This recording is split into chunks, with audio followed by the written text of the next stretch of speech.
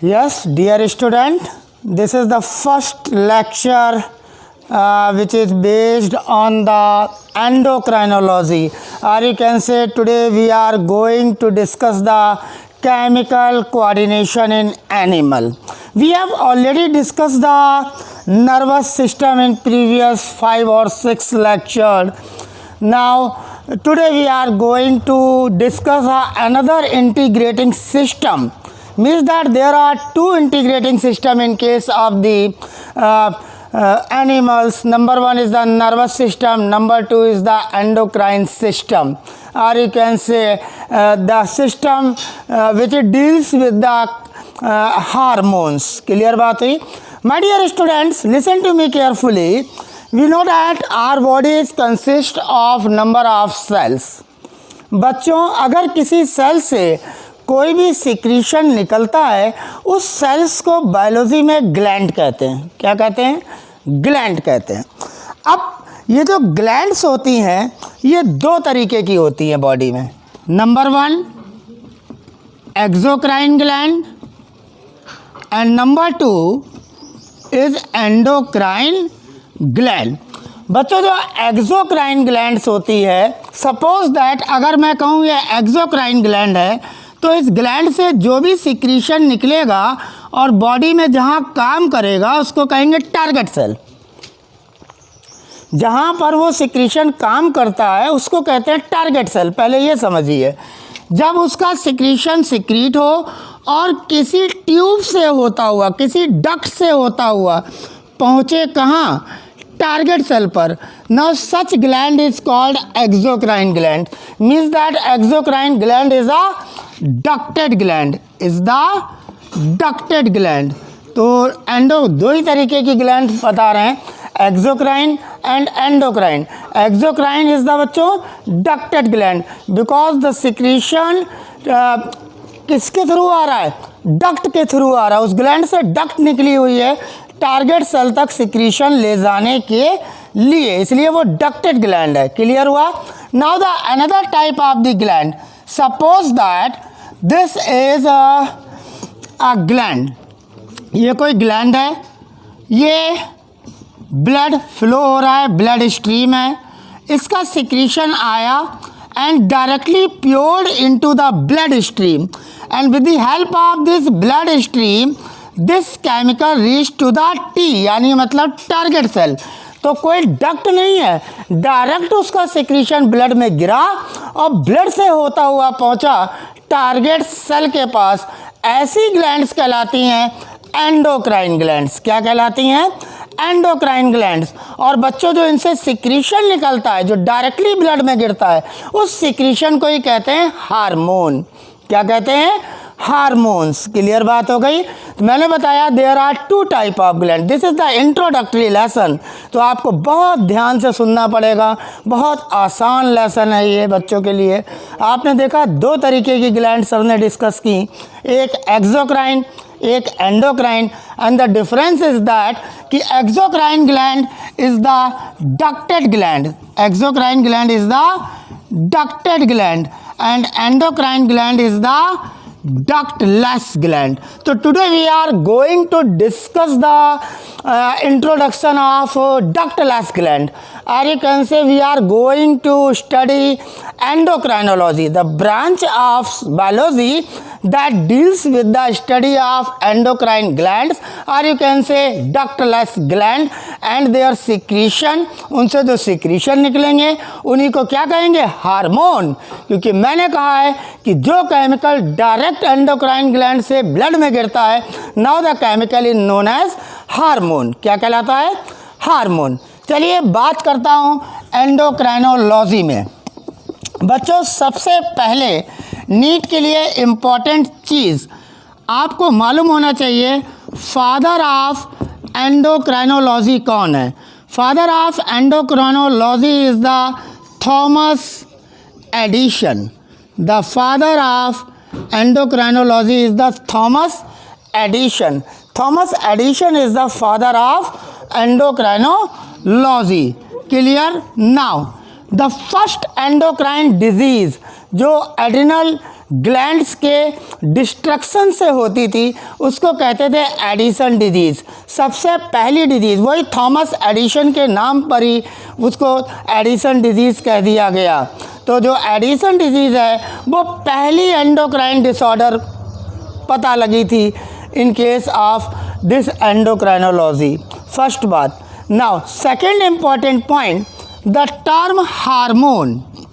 देखिए आज introductory lesson है, इसको ज़रा समझिएगा बच्चों। जो हार्मोन वर्ड है वो ग्रीक वर्ड हार्मोइन से आया है, जिसका मतलब होता है टू एक्साइट। क्या मतलब होता है? To excite. हार्मोइन वर्ड है, ग्रीक वर्ड है हार्मोइन, जिससे यह हार्मोन वर्ड आया किससे? From the Greek word hormaein, जिसका मतलब क्या होता है? To excite. Clear? Now next, in case of this endocrinology, the term hormone is first used by the scientist and the name of the scientist is Starling. उस scientist का नाम क्या था बच्चों? स्टार्लिंग साइंटिस्ट का नाम था, जिन्होंने सबसे पहले हार्मोन वर्ड को यूज़ किया। और सबसे पहला हार्मोन जिसको बताया गया एंडोक्राइनोलॉजी में वो बच्चों था सिक्रीटिन हार्मोन। कौन सा हार्मोन था? सिक्रीटिन। स्टार्लिंग ने तो वर्ल्ड दिया था 1905 में, लेकिन स्टार्लिंग के साथ एक और साइंटिस्ट थे जिनका नाम था वेलिस, VAY स्टार्लिंग। एक और साइंटिस्ट का मैं नाम लिख रहा हूँ, वेलिस। स्टार्लिंग और वेलिस ने 1903 यानी 1903 में सिक्रीटिन हार्मोन सबसे पहले बताया था लोगों को कि the first hormone is the secretin is discovered by Starling and Bayliss in 1903। Clear बात हुई? एक साइंटिस्ट और आए, मैंने बताया आज इंट्रोडक्टरी लेसन है, आपको दोबारा रिकैप करके भी इस वीडियो को देखना पड़ेगा, थोड़ा मुझे तेज़ भी चलना पड़ेगा। नाउ एक साइंटिस्ट थे जिनका नाम था Huxley. The name of the scientist was Huxley. Now this is the Huxley who called these hormones chemical messenger. जिन्होंने इसको क्या कहा? Chemical messenger. क्यों कहा? क्योंकि जो एंडोक्राइन सिस्टम है, जो केमिकल कोऑर्डिनेशन है इस एनिमल का, is achieve coordination and integration by mean of chemical which transmitted through the blood and reach to the target cell to perform their function is the hormone. Means that the information of the stimulus in the form of the chemical and the chemical is known as hormone. क्या कहलाता है? Hormone. जो कहाँ से आया था बच्चों? Greek word हार्मोइन से, जिसका क्या मतलब होता था? To excite. क्लियर? नाउ बात करते हैं कुछ एंडोक्राइन ग्लैंड्स के बारे में। बच्चों जो एंडोक्राइन ग्लैंड्स हैं, for example that pituitary gland, pineal gland, thyroid gland, parathyroid gland. पहले आप नाम सुनिए ज़रा ध्यान से। Pituitary gland, pineal gland, thyroid gland, parathyroid gland, thymus gland, pancreas gland, adrenal glands, and no doubt gonads like testes and ovary. These are the endocrine glands. Means that their secretion means hormones directly poured into the blood. Why? Because endocrine glands are ductless. We have already discussed in the initial stage of the lecture. Clear बात हुई? Now बात करते हैं थोड़ा hormone और enzymes की। Student बहुत important cheese hormone and enzymes. अगर देखा जाए तो हार्मोन और एंजाइम्स में सिमिलरिटीज़ भी हैं और डिससिमिलरिटीज़ भी हैं। चलिए बात करते हैं हार्मोन्स एंड एंजाइम्स की सिमिलरिटी की बात करते हैं। देखिए ज़रा, सबसे बड़ी बात दोनों के दोनों, both hormone and enzymes, they are not synthesized, they are not obtained by the food material. किसी फूड मटेरियल से आप हार्मोन और एंजाइम्स नहीं लेते हैं। Both are synthesized by the body. दोनों ही किससे बनते हैं बच्चों? बॉडी से ही बनते हैं। Both are synthesized by the body, they are not obtained by the food. दोनों के लिए सिमिलरिटी हो गई सबसे बड़ी। दूसरी similarity, both hormones and enzymes both are required in minute amount. Both are required in minute amount, means that they are required in minute amount. बहुत छोटी सी मात्रा चाहिए होती है इन हार्मोन्स और एंजाइम्स के लिए। क्लियर बात हो गई। Now the third important similarity, तीसरी important similarity, both are secreted when they are required। ये जब सिक्रीट होते हैं हमारी बॉडी में, जब हमें इनकी रिक्वायरमेंट होती है। आपने देखी सिमिलरिटीज़ क्या है? दोनों को खाने से, फूड से नहीं ले सकते हैं, दोनों बॉडी में बनते हैं, बॉडी से ही बनते हैं। तीसरी चीज़, दोनों की माइन्यूट अमाउंट ही सिंथेसाइज होती है, और ये जब सिक्रीट होता है when they are required, when they are required। Now fourth similarity, both are not stored in the body for future use। Clear? मैंने क्या कहा?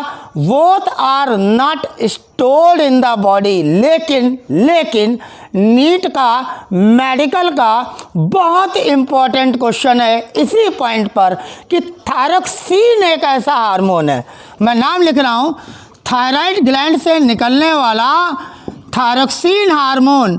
ये थायरोक्सिन हार्मोन जो होता है बच्चों, वो स्टोर्ड होता है। This is the first important NEET question.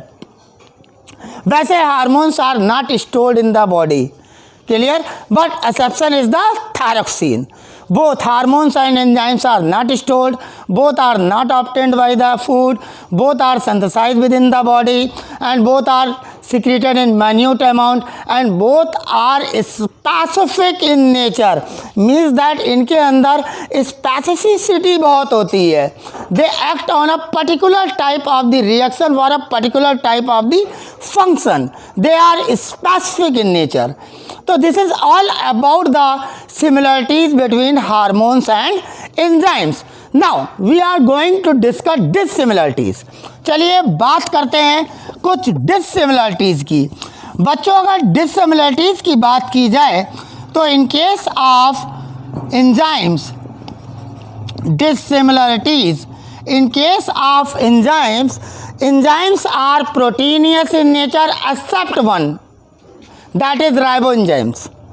Riboenzymes is non-proteinous enzymes, although all the enzymes are proteinous in nature. But hormones are maybe amino acid derivative, maybe lipid derivative, maybe peptide hormones, maybe steroid in nature, means that hormones may be chemically iodide in nature, steroid in nature, peptide in nature। Clear बात हुई? So enzymes are proteinous in nature, all enzymes are proteinous in nature, but hormones chemically may be proteinous in nature or steroid in nature or iodide in nature. This is a big difference between the enzymes and hormone. Now the second important, very important difference, in case of hormones, they are used up completely, means that during the reaction, during the chemical reaction, they are completely used up, they are not again reusable नहीं हो सकता। Clear बात हुई? But the enzymes are reusable in nature, enzymes are reusable in nature. Then the third difference means that hormone and enzymes, the third difference is that कि जो enzymes होते हैं बच्चों, ये जहाँ पर बनते हैं उसी लोकल जगह पर अपना फंक्शन परफॉर्म करते हैं। Clear? they are performing their enzymes performing their function within the site where they are secreted out. Clear? Now the third, now in case of hormone, they are secreted from a gland, then they transfer through the blood circulatory system and perform their function at distant placed target cell. This is the big difference between enzymes and hormones, कि enzymes जहाँ बनते हैं वहाँ काम करते हैं, hormone जहाँ से सिक्रीट होते हैं ब्लड सर्कुलेशन के द्वारा, क्योंकि डक्टलेस ग्लैंड से आ रहे हैं ना, डायरेक्टली प्योर्ड हो रहे हैं ना ब्लड स्ट्रीम में, तो ब्लड सर्कुलेशन के द्वारा टारगेट सेल में पहुंचकर वहाँ दूर जाकर काम करते हैं।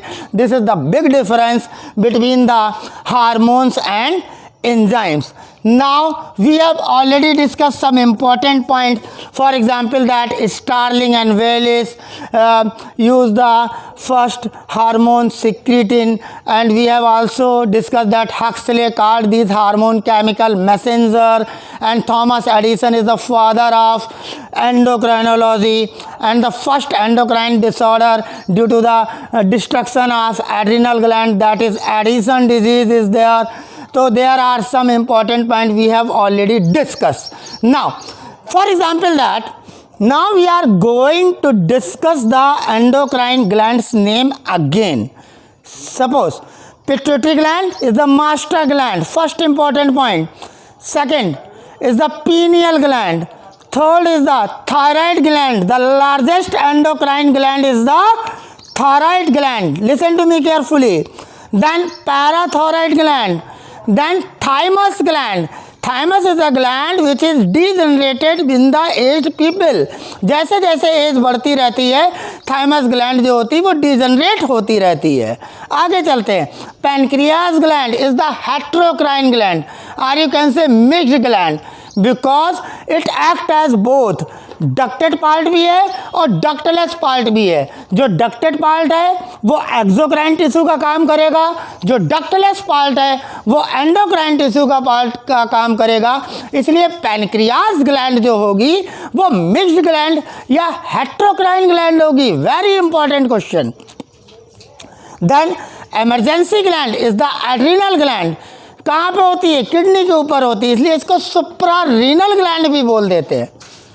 Then gonads, testis and ovary. तो you have listened some names of the endocrine gland, जिसको मैं अगले लेक्चर में भी डायग्राम के लाऊंगा। लेकिन आज आपको यहाँ पर देखना होगा इस इंट्रोडक्शन में कि जो एंडोक्राइन ग्लैंड्स हैं उनका ओरिजिन क्या है। आपने देखा एक्टोडर्मल इन ओरिजिन भी कुछ ग्लैंड्स हैं, मीजोडर्मल इन ओरिजिन भी कुछ ग्लैंड्स हैं और एंडोडर्मल ओरिजिन भी ग्लैंड्स हैं।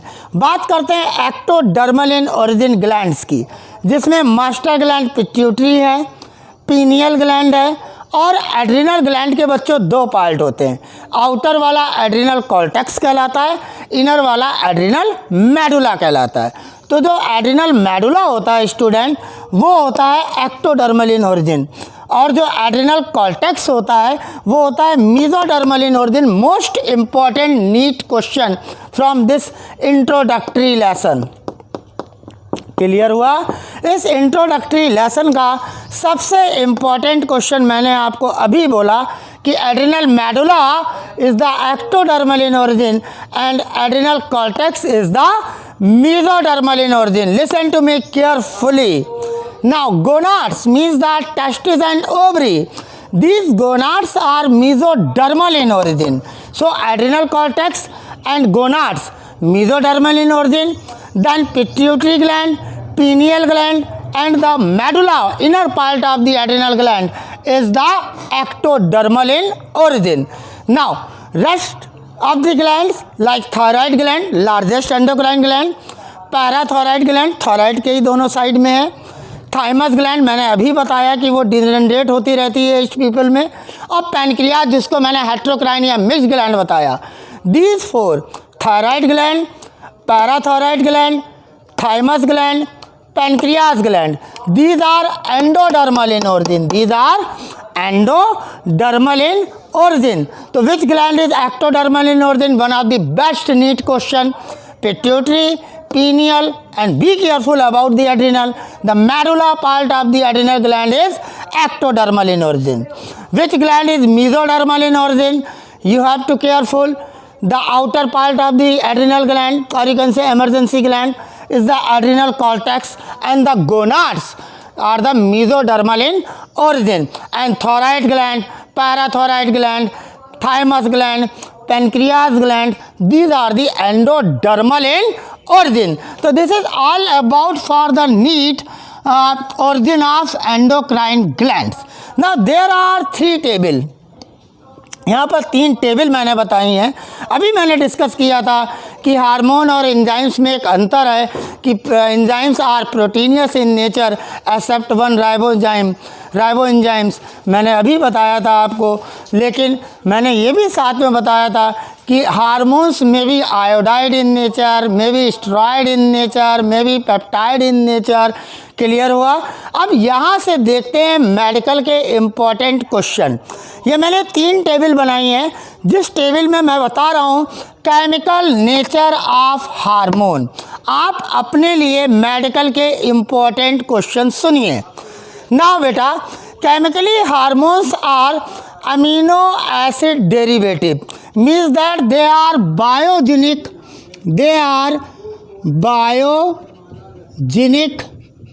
Amine, these are biogenic amine, इनको बायोजेनिक अमाइन भी कह देते हैं। अब बच्चों ये 2 तरीके के होते हैं, एक तो टायरोसिन से निकलने वाले हार्मोन, जो टायरोसिन से डेरिवेटिव्स ऑफ टायरोसिन, दूसरा डेरिवेटिव ऑफ ट्रिप्टोफैन।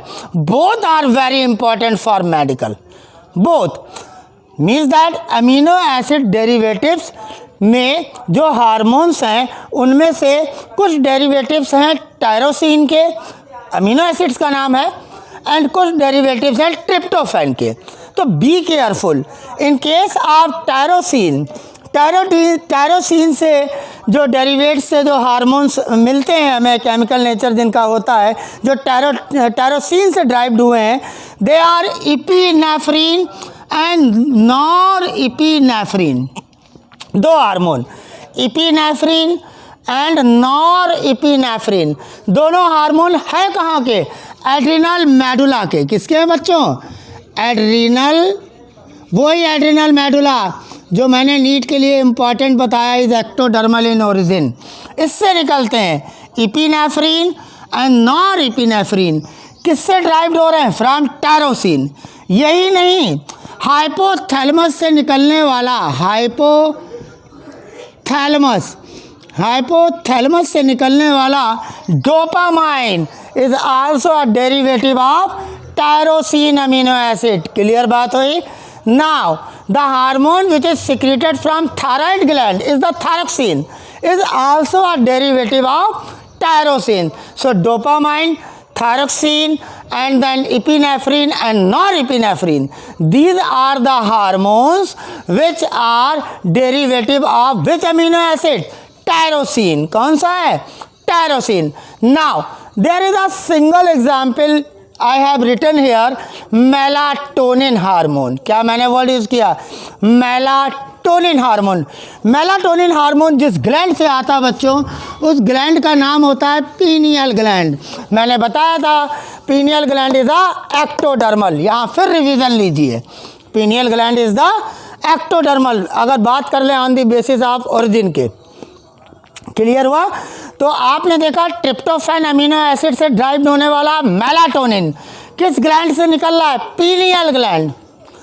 और टायरोसिन से ड्राइव होने वाले इपिनेफ्रिन, नॉरएपिनेफ्रिन कहाँ से निकल रहे हैं? एड्रिनल मेडुला से। और डोपामाइन हाइपोथैलेमस से, थायरोक्सिन थायराइड ग्लैंड से। तो this is one of the important question. मुझे लगता है मेडिकल का एक अच्छा क्वेश्चन यहाँ से बनना चाहिए, बनता है। आगे बात करता हूँ दूसरे केमिकल नेचर की। Now we are going to lipid derivatives. अब ये वो हार्मोन्स के नाम हैं जो लिपिड से ड्राइव्ड हुए हैं। Means that they may be steroid in nature, they may be eicosanoid in nature. 2 word मैंने यूज़ किए हैं, आइकोसानॉइड एंड स्टेरॉइड। चलिए बात करते हैं स्टेरॉइड हार्मोन्स की। बेटा androgen, progestins, calcitriol, estrogen, corticoids. Corticoids word बेटा एड्रिनल कॉर्टेक्स के लिए यूज़ किया है। एड्रिनल कॉर्टेक्स से जो हार्मोन सिक्रीट होते हैं उनके लिए कहा जाता है कॉर्टिकॉइड्स। और यहीं पे रिवीजन लो, एड्रिनल कॉर्टेक्स कैसा ओरिजिन में था?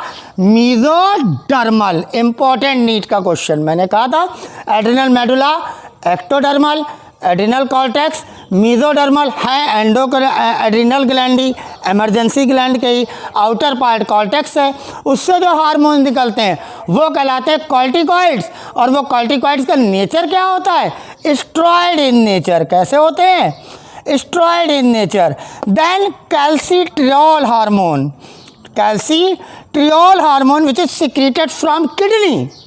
Now progesterone hormone, estrogen hormone and androgen hormone, these are example of steroid hormone. किसके एग्जाम्पल है? स्टेरॉयड हार्मोन के। बात करते हैं इसी लिपिड डेरिवेटिव में दूसरे जो किससे ड्राइव्ड हो रहे हैं, जो डिवाइड हो रहे हैं, जो किससे ड्राइव्ड हो रहे हैं? एराकिडोनिक एसिड से। किससे? अराकी, अराकी CHI, डोनिक DONIC, एराकिडोनिक एसिड से। यानी मतलब उनका नेचर क्या हुआ? उनका नेचर हुआ आइकोसानोइड्स। क्या कहलाते हैं? आइकोसानोइड। इसके बारे में लेक्चर लेकर आऊँगा जिसमें मैं प्रोस्टाग्लैंडिन और फेरोमोन्स को भी इंट्रोड्यूस कराऊंगा आपको। Now this eicosanoid they are derived from the arachidonic acid and example is prostaglandins. जो प्रोस्टाग्लैंडिन्स होते हैं बच्चों, these are derived from the acid which is known as arachidonic acid and they are lipid derivatives. कैसे होते हैं? Lipid derivatives होते हैं। तो आपने अमीनो एसिड डेरिवेटिव में नीट का इंपॉर्टेंट क्वेश्चन देखा। टायरोक्सिन से क्या निकला? Epinephrine, norepinephrine, dopamine, thyroxine. आपने देखा ट्रिप्टोफैन अमीनो एसिड से क्या निकला? Melatonin. Most important question of the lecture, mean that introductory lecture. Then lipid derivatives में आपने देखा steroid hormones, estrogen, progesterone, estrogen, progestin and then androgen, then corticoids. Corticoids means adrenal cortex से कैसा origin में? Mesodermal. यही तो इस introductory lesson के इंपॉर्टेंट नीट के क्वेश्चन है कि एड्रिनल कॉर्टेक्स कहाँ से ड्राइव्ड हुआ? Answer is mesodermal in origin है। कैसा है? मीजोडर्मल इन ओरिजिन है। और उससे जो हार्मोन निकल रहे हैं उनको क्या कहते हैं? कॉर्टिकॉइड। तो उनका नेचर कैसा है? स्टेरॉयड। आपको इस तरीके से लेक्चर पढ़ना है। क्लियर बात हुई?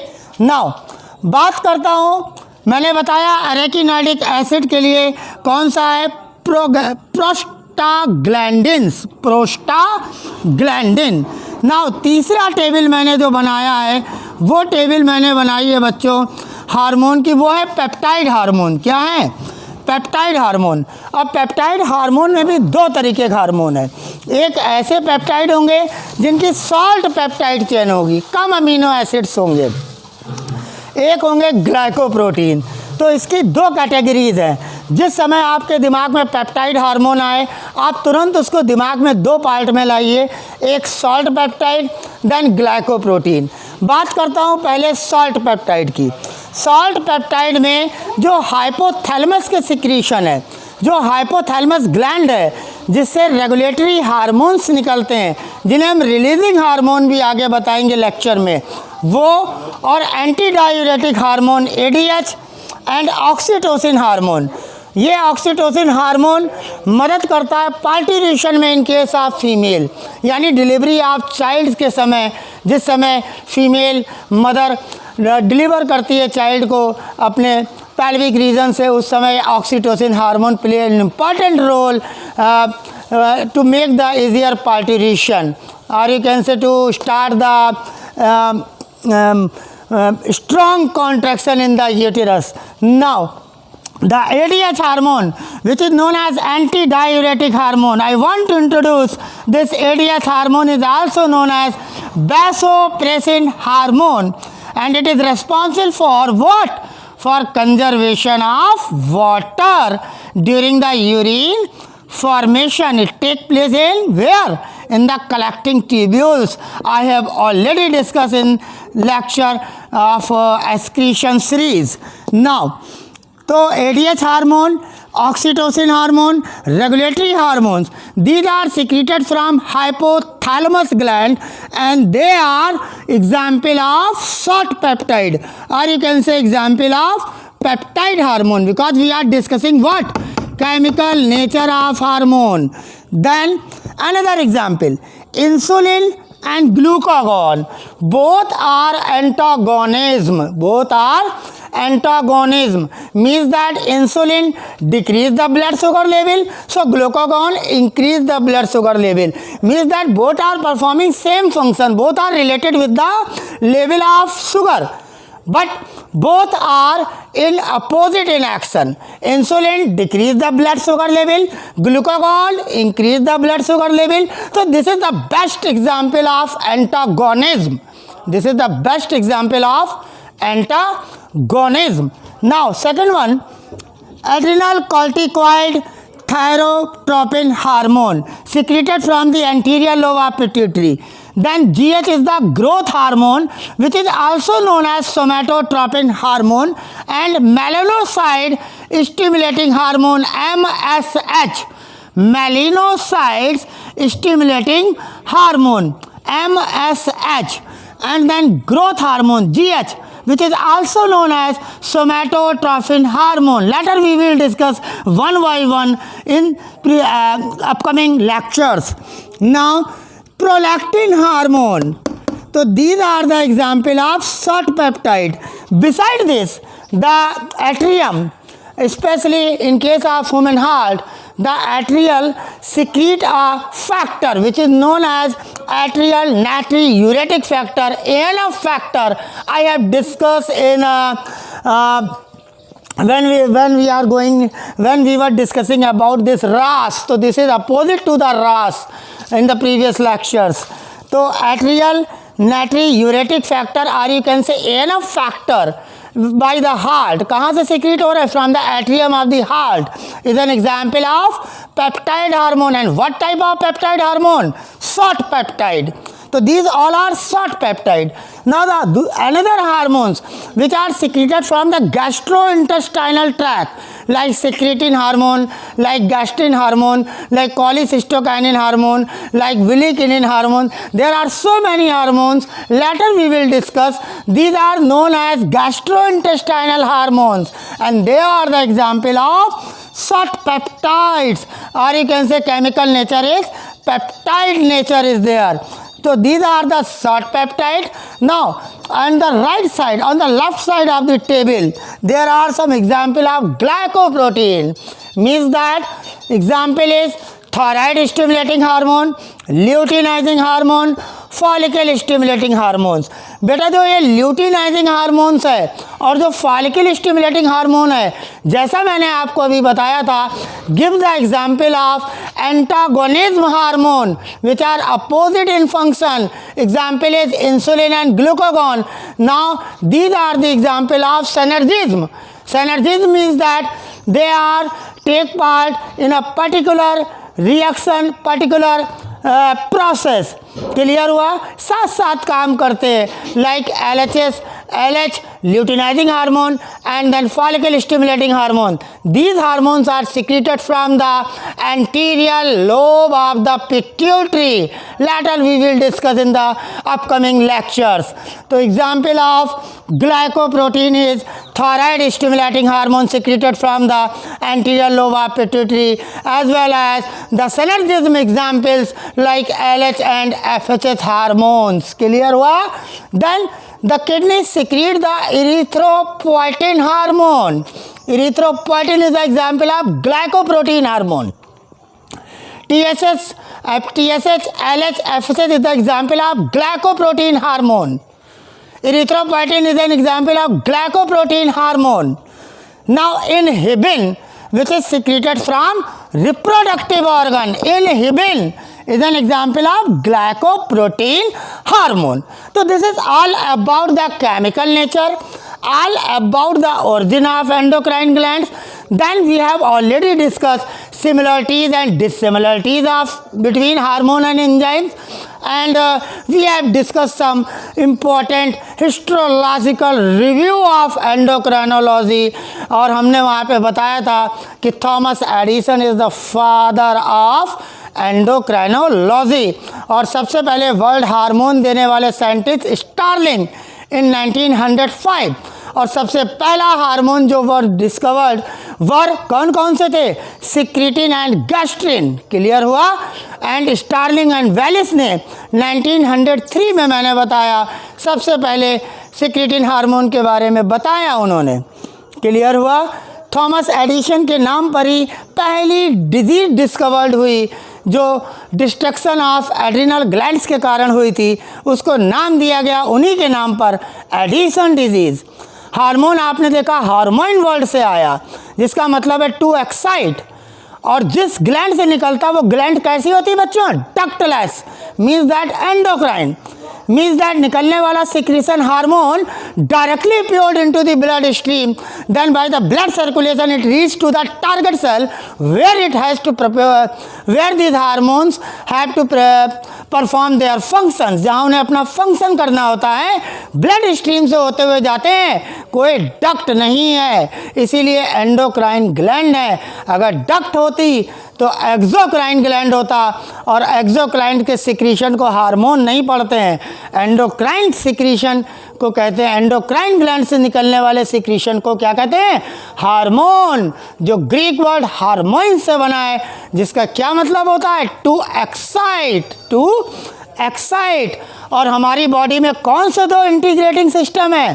प्रीवियस लेक्चर हम लोग पढ़ चुके हैं, नर्वस, और आज पढ़ रहे हैं आपका एंडोक्राइन। मीन्स दैट आज हम लोग स्टडी स्टार्ट कर दिए थे, किस चीज़ की कर दी है? केमिकल कोऑर्डिनेशन इन एनिमल्स, और जिसको उस केमिकल को क्या नाम दिया गया? हार्मोन। कहाँ से निकल रहे हैं? एंडोक्राइन ग्लैंड से।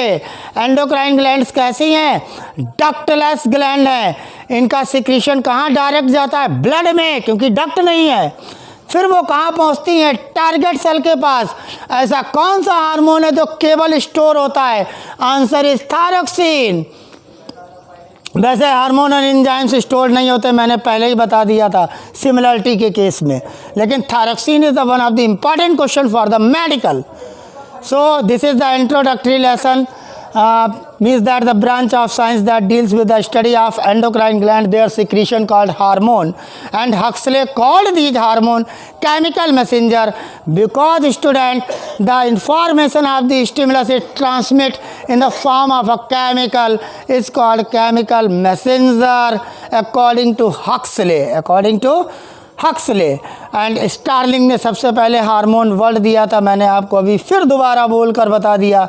स्टार्लिंग और वेलिस का बहुत बड़ा रोल है इस हार्मोन को इंट्रोड्यूस कराने में, और सबसे पहला हार्मोन सिक्रीटिन था। ये भी बार बार सुनिए क्योंकि कुछ हिस्टोलॉजिकल रिव्यू से भी क्वेश्चन पड़ता है। आपने ओरिजिन भी देख लिया, ध्यान रखना होगा आपको एड्रिनल के बारे में, इस पॉइंट को सोचना होगा कि cortex is mesodermal and adrenal medulla. Adrenal is the emergency gland, adrenal medulla is the ectodermal in origin. We have already discussed the chemical nature of the hormone because protein are only proteinous in nature, enzymes are only proteinous in nature, but hormones may be amino acid derivative and most important tyrosine, tryptophan, tryptophan से melatonin, tyrosine से epinephrine, norepinephrine, dopamine, thyroxine. This is the most important part. Now, in this introductory lesson, one of the important question, synergism किस hormones के example हैं? कौन से hormone synergism दिखा रहे हैं, एक साथ काम कर रहे हैं? कैसे साथ साथ? LH and FSH, luteinizing hormone, follicle stimulating hormone, दोनों कहाँ से निकल रहे हैं? एंटीरियर लोब ऑफ पिट्यूटरी से। तो एंटागोनिज्म किस में देखने को मिल रहा है? एंटागोनिज्म किस में देखने को मिल रहा है? अपोजिट इन फंक्शन कौन से हैं? वो हैं पैनक्रियास के हार्मोन। कौन कौन से? आपके इंसुलिन और ग्लूकागॉन, दोनों का काम है लेवल ऑफ शुगर को मेंटेन करना। इंसुलिन बढ़े हुए लेवल को कम करता है, ग्लूकागॉन कम लेवल को बढ़ा देता है। Means that both are opposite in function, so they are example of antagonism. तो you listen lot of medical question in this introductory part. Means that the first lecture is based on endocrinology. Best of luck student, जितने points बताए ध्यान से देखिए, शायद introductory से you will get a single question from this lecture only. Thank you very much. Have a nice day. Best of luck for your upcoming NEET exam. Thank you.